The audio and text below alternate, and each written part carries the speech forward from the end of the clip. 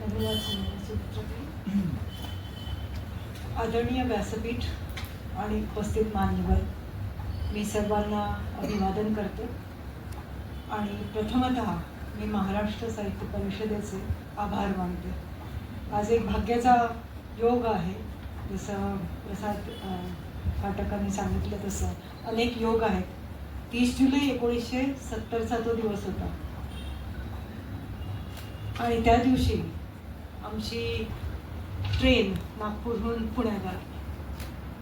मात्र असं झालं होतं की वसंत साठे नावाचे एक लेखक होते, जे इस्टेट मॅनेजर होते महाराष्ट्र हाऊसिंग बोर्डाचे. ते बाबांचे भक्त होते.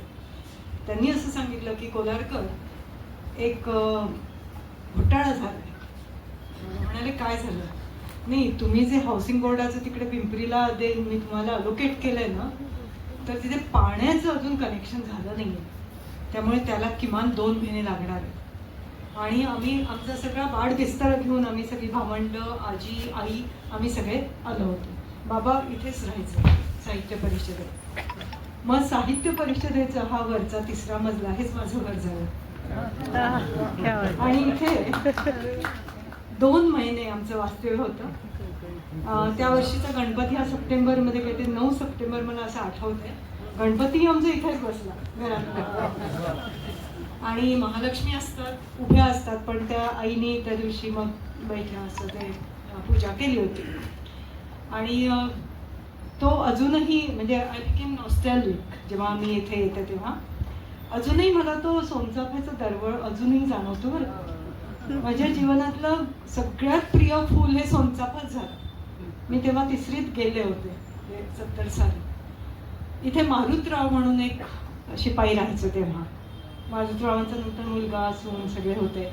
आमचे बाबा कधीच आम्हाला त्यांनी नकळत शिकवलं की मारुती वगैरे नाही म्हणायचं बरं का, मारुतराव काका. त्यामुळे मारुतराव इथे होते आणि मारुतराव हे आमच्या कुटुंबातला भाग होते. आणि सरपोतदार काकांकडून डबा यायचा आमचा, कारण छाया तू स्वयंपाक कशाला करतेस, तू तुझं वाचन कर, हे तेव्हाही ते सांगत होते तिला. आणि मग छाया वाचन करत बसायची.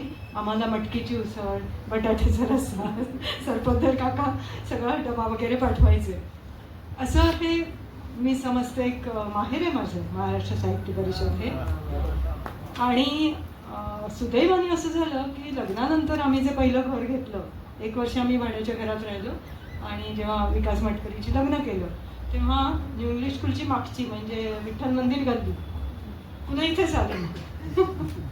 त्यामुळे साहित्य परिषदेतच कार्यक्रम आमच्या, माझा भाऊ दिवंगत अविनाश कोलारकर याच्या स्मृतिप्रित्यर्थ आम्ही काव्यलेखन आणि कथालेखन स्पर्धा घ्यायचो शालेय स्तरावरची.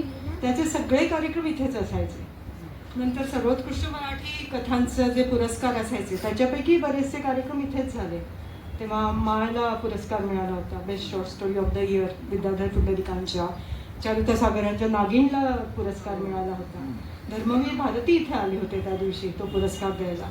तर अशा प्रकारे एक प्रचंड जवळीक या वास्तूशी आहे आणि कृतज्ञता निश्चितच आहे, कारण इथूनच मी घडले. बाबांचा जागतिक वाङ्मयाचा अभ्यास, आईचा अभ्यास. आणि बाबांनी जे जागतिक, मला तुमचं पुस्तक वाचताना बाबांची तीव्रतेने आठवण आली की कुठेतरी सुरुवात झालेली असते आणि ती परंपरा म्हणजे पुढे जात असते. बाबांनी जगातील साहित्य, म्हणजे जगातील सर्वोत्कृष्ट कथा ह्या मराठीत आणल्या. त्याचे 2 खंड बाबांचे प्रसिद्ध झालेले आहेत. आणि त्याची जर प्रस्तावना वाचली तर ती प्रस्तावना जी आहे ती एखाद्या PhDच्या प्रबंधापेक्षा जास्त अभ्यासपूर्ण आहे. आणि बाबांना आम्ही खोलापर्यंत जाणं वगैरे असं ते श्रीखंडही म्हणाले आणि पाठकही म्हणाले. तर खोलापर्यंत जाणारेच चांगलं संशोधन आणि लेखन करू शकतात. बाबांना काही विचारलं की बाबा 5 मिनिटं असतील समजा, एक शंका आली, बाबा मुळापासून सांगायला सुरुवात करायची. आई म्हणायची नाही होती ना तेवढा वेळ नाही, थोडक्यात सांगा तिला, पेपरला जायचं. म्हणजे हे शिकलो आपण, म्हणजे मी शिकले आईवडिलांकडून. आणि महाराष्ट्र साहित्य परिषद हे कृतज्ञतेचं माझं देऊळ झालं.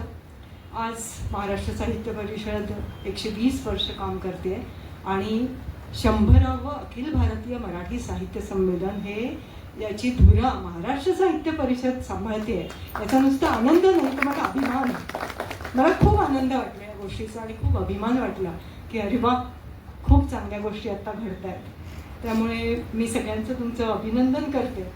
आणि जसं ग्रंथालींनी सांगितलं आहे की कार्यकर्ता म्हणून, तर मलाही आवडेल काही माझ्या दृष्टीने काम असेल तर काम करायला कार्यकर्ता म्हणून. आजचे जे उत्सव मूर्ती आहेत, पाठक सर आणि श्रीखंडे सर, या दोघांचेही मी पुन्हा एकदा मनपूर्वक अभिनंदन करते. पुस्तकांविषयी मी पुस्तक भाग 1 वाचला, ग्लोबल साहित्य सफरचा, पूर्ण माझा वाचून झाला. आणि श्रीखंडेंचं मात्र मी यांचं पाठकांचं पूर्ण पुस्तक वाचलं. का कोण जाणे, साहित्याचा अभ्यास करून करून मला असं वाटलं चला इतिहास पूर्ण करूया. तो इतिहास वाचला कारण तो जरा नाविन्य होतं माझ्या दृष्टीने त्याच्यामध्ये, तर त्याच्यामुळे ते पुस्तक मी पूर्ण वाचलं. आणि थोडंसं कदाचित समीक्षात्मक माइंड जास्त आहे माझं, त्यामुळे मला अशा प्रकारची पुस्तकं आवडतात. तर या पुस्तकांविषयी बोलताना मला असं बोलावंसं वाटेल की साहित्याची प्रकृती आणि प्रयोजन या दोन्ही गोष्टींना या दोन्ही ग्रंथांनी हात घातला. पहिल्यांदा मी बोलेन पाठकांच्या पुस्तकाविषयी. सांस्कृतिक पुनर्जागरणाचे अध्वर्यू कन्हैयालाल मुंशी. कन्हैयालाल मुंशी यांचं चरित्र भारताचा राजकीय सांस्कृतिक इतिहास यांची फारकत अशक्य आहे. सगळं एकात एक गुंफलेलं किंवा गुंतलेलं आहे, हे आवर्जून मला इथे सांगावंसं वाटतं. आणि हे पुस्तक हे सगळं अधोरेखित करत आहे. पाठकांचं लेखन हे जीवनानुभवातील वास्तव सत्य तर समोर आणतंच, पण त्याही पलीकडे जाऊन संशोधनाच्या पायावर उभी राहिलेली अशी एक कलाकृतीच बनवली आहे पाठकांनी. इतिहासाच्या खऱ्याखुऱ्या स्वरूपावर प्रकाश टाकत लिखाणाच्या संरचनेत साहित्यिक मूल्य पेरत पाठकांनी हा एक रेखीव आकृतिबंधच तयार केला आहे. याला साहित्यिक मूल्य खूप आहे. ग्रंथातील प्रतिपादनाला वस्तुनिष्ठता आणि अधिकृतता ही त्यांच्या संशोधनाने प्राप्त झाली आहे. त्याच्यातले संदर्भ, त्याच्यातल्या तळटिपा ह्या फार महत्त्वाच्या आहेत आणि एक संशोधक म्हणून कोणालाही भावतील आणि त्याचं संदर्भ मूल्य हे खूप मोठं आहे. हे इतिहास लेखन नसून एक कथात्मक साहित्य कृतीच आहे असं मला जाणवतं. कारण त्यांची लेखन शैली ही जास्त डायलॉजिक वाटली मला, की खूपच संवाद सहज साधला जातो त्यांच्या पुस्तकातून.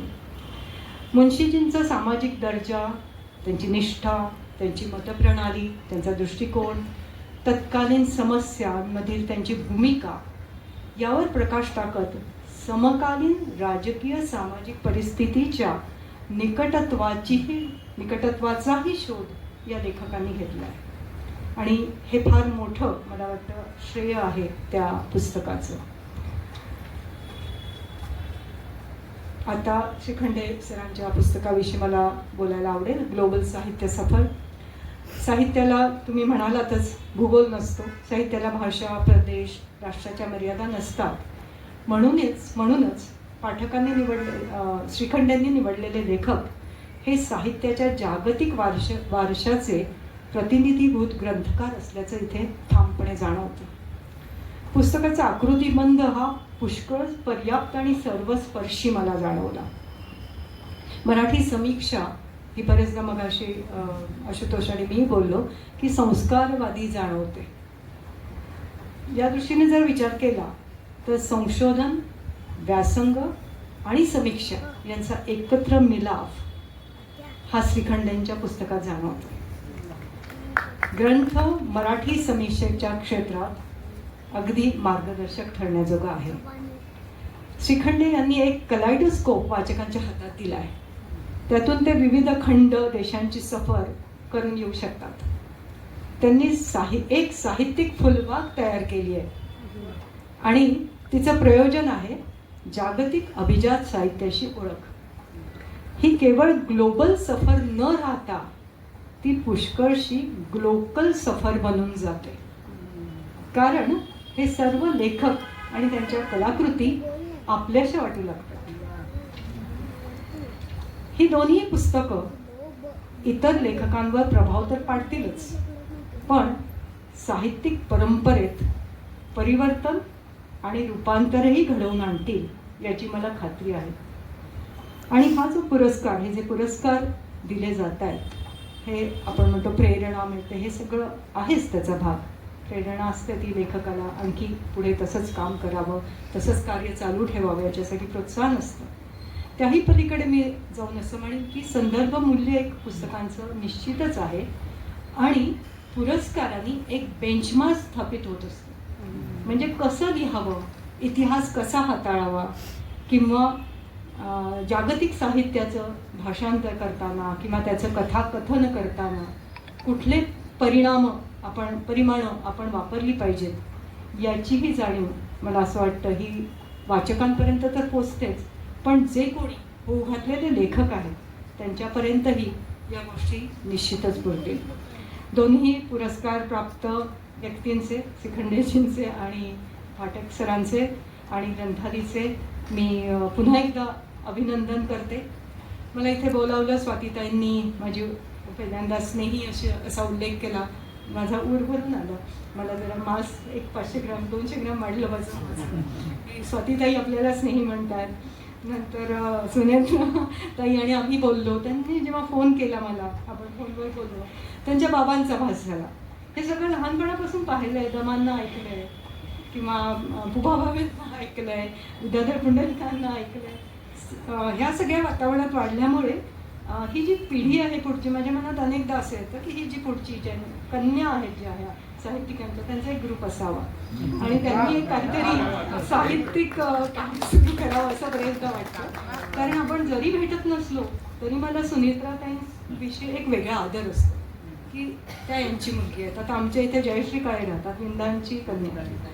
एक जरी भेटलो नाही, जरी खूप दिवसांनी भेटलो तरी तो एक आदर असतो आणि त्या आदराचं स्वरूप मला असं वाटतं एखादी चांगली जर आपल्याकडून काही कार्य होणार असेल साहित्य क्षेत्रातलं तर ते निश्चित व्हावं.